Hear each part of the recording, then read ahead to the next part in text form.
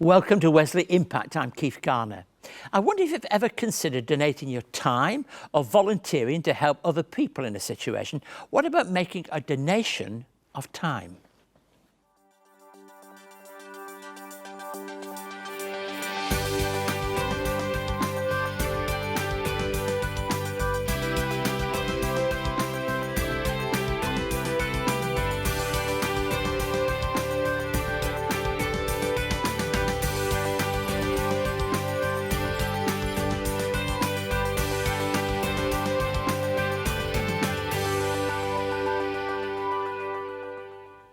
Thank you for joining us. Later today, I'll be speaking with somebody who knows what it means to volunteer time and the significant impact that that can have on others. Joe Alvaro has been volunteering at Wesley Lifeline for many years now and has been a positive influence for hundreds of people over that period of time. He's a wonderful example of our 4,000 volunteers who help us to provide the kind of service that we offer in our community. And towards the end of every year, I ask all our staff at Wesley Mission to nominate volunteers who they feel go over and above the call, and we celebrated together their celebrations and achievements. I think it's important to show appreciation where people can do, and I think the fact that we show our appreciation to others is something that is reciprocated, and together we find much that is effective. I'll be speaking with Joe later in the programme, somebody who's been recognised for his commitment. And we'll be joined by Emily Rex, who will sing "'Tis So Sweet to Trust in Jesus." That's something very much that I'm looking forward to. And I'll be returning to Luke's Gospel, to a passage which is not altogether easy, but the words of Jesus silence those who are observing in the crowd. Now, I mentioned that we have over 4,000 volunteers who help us complete our work here at Wesley Mission. We're always looking for new volunteers and always looking out to show our appreciation as our volunteers are a vital part of our work. Here's a look at some of the very varied elements of volunteering at Wesley Mission. My name's Sophie and I'm currently volunteering on my student placement at Wesley Mission Life Skills in Ashfield. I chose to volunteer with Wesley Mission because I've always wanted to work with people who have a disability, and I was kind of searching around, and I've actually heard really good things about Wesley Mission from past volunteers that have been here. Wesley Life Skills, it provides programs for post-school leavers, so over 18, and just gives them programs to help them kind of get involved and build up a skill base. Volunteering here at Wesley Life Skills really helps my studying because it actually helps me get the hands-on experience. Obviously being in a classroom is fantastic because I learn all the knowledge, but actually being here and learning how to interact with the clients, it really definitely enhances it. I would definitely recommend Wesley Mission to other students. All the staff I've met have been lovely to me, and all the clients as well, they're like a big family, so it's a really nice atmosphere and place to work. My name is Ron Page and I volunteer at Wesley Taylor Narrabeen. I've been volunteering at Wesley Mission for 10 years. As a volunteer, I'm the resident liaison officer. I go between management and residents. I look after the library. I'm a preacher occasionally, and I lead the Bible study as well as sorting the mail for residents. It not only gives me a purpose, but also keeps me active, and activity leads to longevity. I think that they appreciate the care that's given to them. I asked a question of someone yesterday and I said, "Are you happy here?" And they said, "How could I not be happy with someone like you looking after us?" I thought that was a good answer, but it does show how important volunteers are. I'm Jax and I'm a volunteer with Lifeline. I've been volunteering for about 4 years now. Lifeline provides a service to people who are in distress, who are having problems and who just need someone to talk to help them sort out what they need to do. I would certainly recommend volunteering for Lifeline. I find it immensely rewarding. It can be emotionally quite difficult, but we get a lot of support. We get a lot of supervision through group supervision and personal supervision. You just get so much out of it. Oh, my name is Margaret and I volunteer for Wesley Mission School for Seniors. As a volunteer, I'm helping teach the square dance classes. You meet friendly people They're all people who are self-motivated and energetic, and they're just the sort of people that I would like to meet. My name is Simon Parker and I volunteer at Wesley Connect.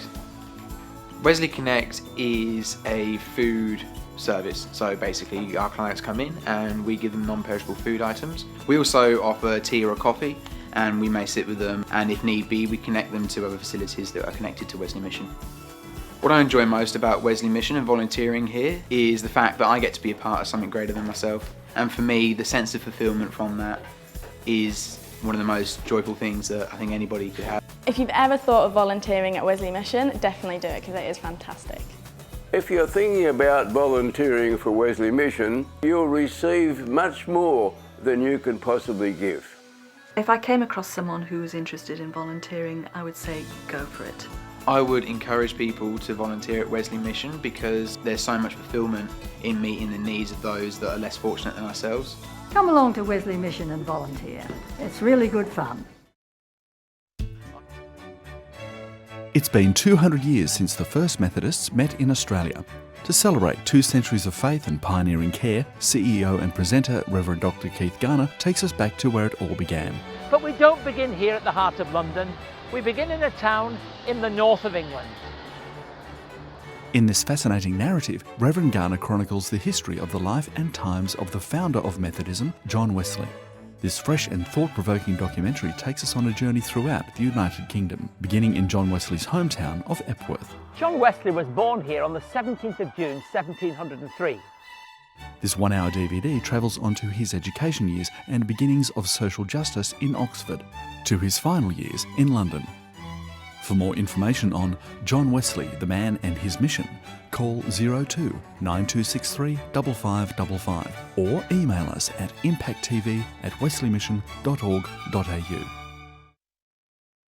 If you would like to see more of the work of Wesley Mission, visit wesleymission.org.au. You can watch loads more videos, catch up on past episodes of Wesley Impact TV, find out about our diverse range of services, and get involved to help make a positive difference in your community.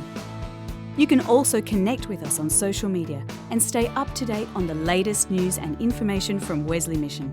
wesleymission.org.au. So visit our website and be in touch if you'd like to find out more about what we do and if you'd like to share your thoughts on this programme. I always enjoy listening to people and having contact with people. The email address is impacttv@wesleymission.org.au and that main headline wesleymission.org.au website. I mentioned I'd be speaking with Joe Alvaro. I like to talk to volunteers who are engaged in Wesley Mission, and Joe's involved in Wesley Lifeline. And last year he was our Wesley Mission Volunteer of the Year, 20 years with Lifeline. That's quite some time, Joe. Joe, thanks for joining with us. Thanks, Keith. You've been volunteering for 20 years. How has it changed in that 20 years? Well, Keith, I think it hasn't changed in many ways. The problems that faced Alan Walker when he started Lifeline are still with us today. Life is difficult. Life was difficult back then. It's difficult today for people, and we certainly get the same type of calls, I think, abuse and financial stress and relationship problems, addiction, they are there. In terms of it changing, I think it has now become more national service. So whereas it was centre-based, when I started, we do now have a national service and refined training program where we're doing things in a uniform fashion, and that has many benefits for Lifeline, I think. And probably more technologically savvy than in those earlier days. Indeed. Well, we used to write our reports after each call with a pen, and now, of course, we do it on computer. Yeah. And why did you begin volunteering all those years ago? Well, I was younger then, and I had finished university, and I wanted to put my faith in Jesus Christ into action, and I wanted to be a witness to the compassion of Jesus Christ. And I knew of the Christian roots of Lifeline, and I thought that Lifeline would be a great way to do that. And the story of how Lifeline started inspired me. The death of Roy Brown and his letter to Alan Walker saying that by the time you find this letter, I'll be dead.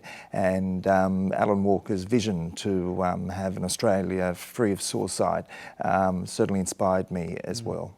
And we've still a long way to go in that challenge, but it's organisations like Lifeline and others that are standing in that place. Now, I know you're a full-time teacher.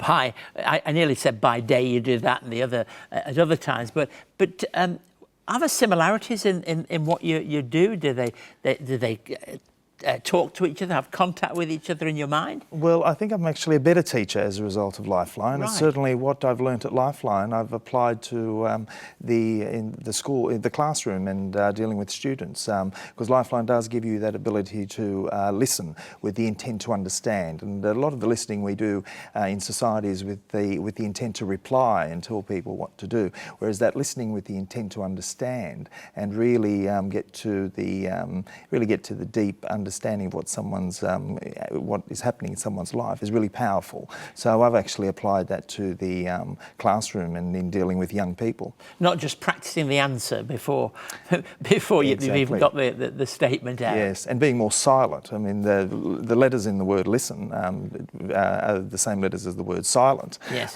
So silence can be very powerful, and that's not a lot of what we get when people are listening to us.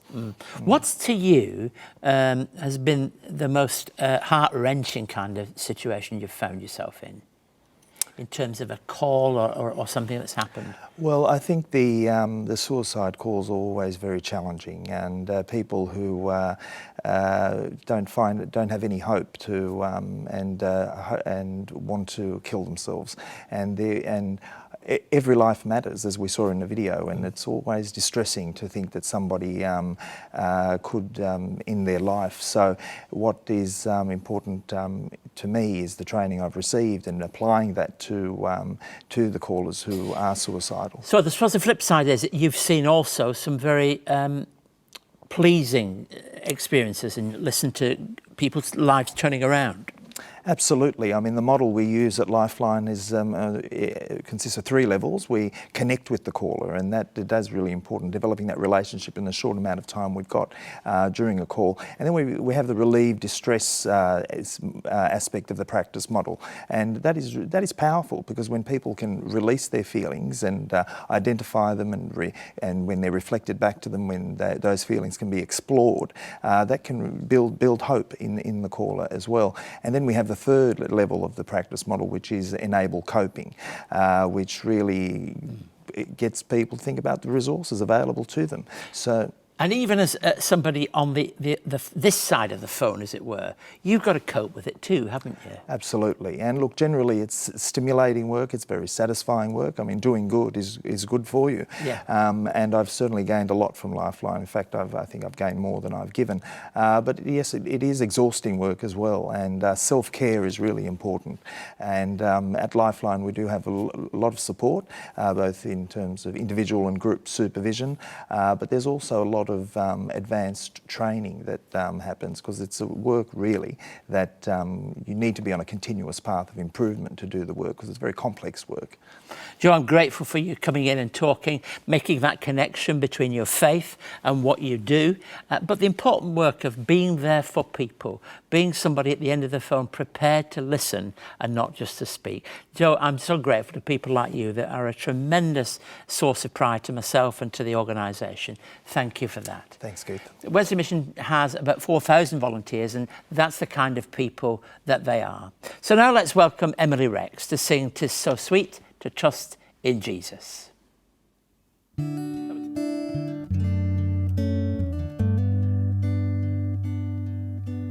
"'Tis so sweet to trust in Jesus, just to take Him at His word, just to rest upon His promise, and to know thus said the Lord. Jesus, Jesus, how I trust Him, how I've proved Him more and more. Jesus, Jesus, precious Jesus, oh, for grace to trust Him more. I'm so glad I learned to trust thee, precious Jesus, Savior, friend. And I know that thou art with me, will be with me to the end. Jesus, Jesus, how I trust him, how I proved him more and more. Jesus, Jesus, precious Jesus, oh, for grace to trust him more. Jesus, Jesus, how I trust him, how I proved him more and more. Jesus, Jesus, precious Jesus, oh, for grace to trust him more. Over the years of Wesley Impact, Keith Garner has had hundreds of conversations sharing stories of hope, resilience, love and the Christian faith. Perspectives on Faith and Sport is a collection of inspiring and insightful conversations with people who are champions in their field, including Commonwealth Games gold medalist Deb Lovely, tennis great Margaret Court, Olympic swimmer Elke Whalen, long distance runner Eloise Wellings, Olympic gold medalist Duncan Armstrong, and two-time boxing world champion Nigel Benn. Each conversation shares a unique perspective on sport and the achievements of notable sporting greats, and collectively presents a broad cross-section of athletes and how their faith has changed their lives. Perspectives on Faith and Sport is the second instalment of a three-part series and is available now from Wesley Mission. To find out more, contact Wesley Mission on 02 9263 5555 or email impacttv@wesleymission.org.au. So there is that DVD, and it has a lot in it that's to do with sports personalities, but it tells you something about the connection between some of these Aussie stars and also what their faith means to them. It's worth getting hold of it if you can from Wesley Mission. As I indicated earlier, the passage I'm reading in Luke is not the easiest to hear, but it has an important message, I think, for all of us. It tells of some Sadducees that came to Jesus and they were questioning him. They were asking what happens in a family when a brother dies and who will be married at the resurrection. Gosh, what a question. It's one of those really difficult questions to address and to answer. But we listen to Jesus as Jesus responds to them in Luke 20, 34 through to 39. Jesus replied, "The people of this age marry and are given in marriage. But those who are considered worthy of taking part in the age to come and in the resurrection from the dead will neither marry nor be given in marriage, and they can no longer die, for they are like the angels. They are God's children, since they are children of the resurrection. But in the account of the burning bush, even Moses showed that the dead rise, for he calls the Lord the God of Abraham, the God of Isaac, and the God of Jacob. He is not the God of the dead, but the God of the living." Some of the teachers of the law responded, "Well said, teacher," and no one dared ask him any more questions. Now we're journeying through Luke's gospel, and the Sadducees, you need to understand, were very much controllers of worship at the temple. But they didn't have a perspective on the resurrection of the dead. That made them different than some of the Pharisees and other groups. And the question that Jesus is being asked, has been designed for him to ask, makes the whole thing almost ridiculous, because here are a group of people that don't hold to the resurrection asking questions about what happens in the resurrection. And Jesus says in the resurrection, people neither marry or are given in marriage. That's a very clear statement as far as he is concerned. That's what we find in verse 35. And the emphasis of Jesus seems to be upon the living now and in resurrection. So the real issue as far as Jesus is concerned is not what happens then, but what happens now. And that's so often the case that we find and discover when we read the Gospels. He made it quite clear. It talks about Moses and talks about the God of Abraham, Isaac and Jacob. He's not the God of the dead, but the God of the living. And Jesus' perspective quietens even the most engaged questioner, and some respond to the end in quite a remarkable way. I like the way that when he gives an answer to people, that you have them say, "Well said, teacher," almost as if, "Oh, we knew that was the case." Well, I think what it amounts to is summed up in those final verses in this section. And no one dared ask him any more questions, because here is wisdom demonstrated, wisdom personified, wisdom shown in the deepest way that would be very, very challenging to those who listen to him. I suppose, what does this passage have to say to us? Well, I think first of all we recognise that Jesus is the one who has all the answers in the sense of having real wisdom. I think it puts us into a place where we mustn't try and trip him up and trip ourselves up with questions that we don't have the answers to. They're not simple to ask of ourselves. And also I think it really questions the motivation for what is being asked here. It's almost as if they're trying to take Jesus off on one side, away from whatever it is that really matters, by starting to ask other questions of him. But there is something about Jesus, isn't there, in the way he responded to people, so much so that they daren't ask him any more questions, because they knew very well that that's really not going to be a good way for them. So these Sadducees, who had all the responsibility for worship at the temple, for so many religious activities, had their own views and perspectives, are trying to trip and trap, just like the Pharisees were in the New Testament. I don't get to the stage where I think we should say to ourselves, "Oh, these awful Pharisees, these awful Sadducees," but that they do demonstrate to all of us that it's so easy to get off track, isn't it? It's so easy to move on to something that really is a side issue, when the heart of the matter is not what happens then, not what happens in relationships for which we have no responsibility and cannot change, but what happens with our life now. We listened earlier to somebody engaged in volunteering in the realm of counselling as a Lifeline volunteer. But the truth is that whatever people do, it's what happens in this life that makes the difference. And what happens in this life is related to what happens in future life.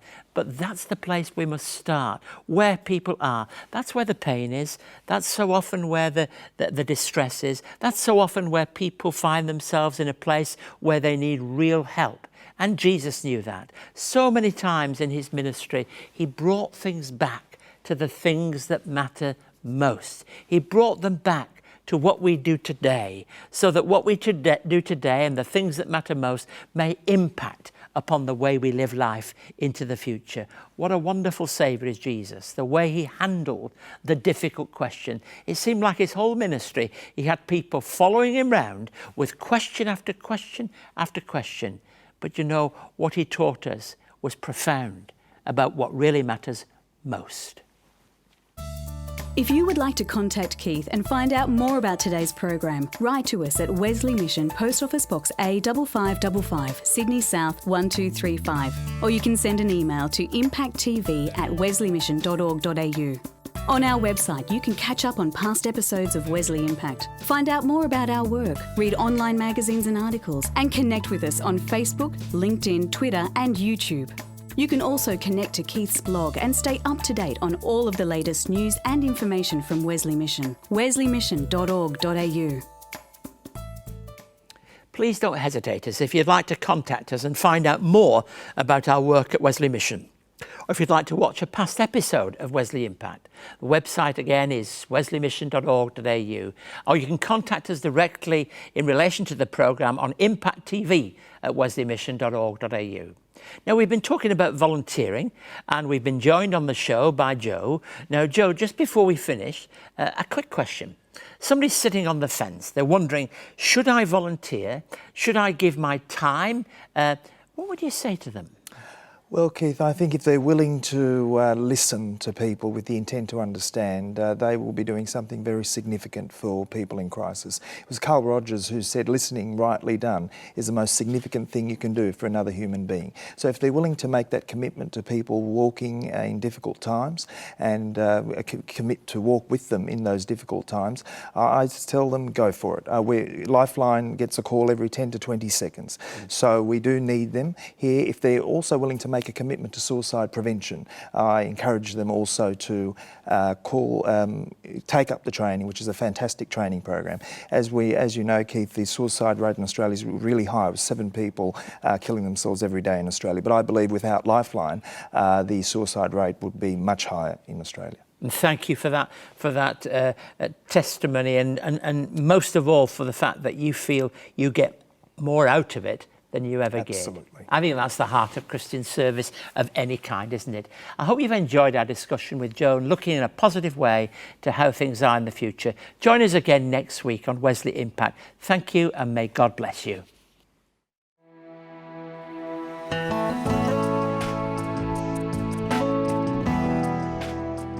Wesley Mission has more than 3,000 volunteers who help us provide our care and services. To find out more, visit wesleymission.org.au.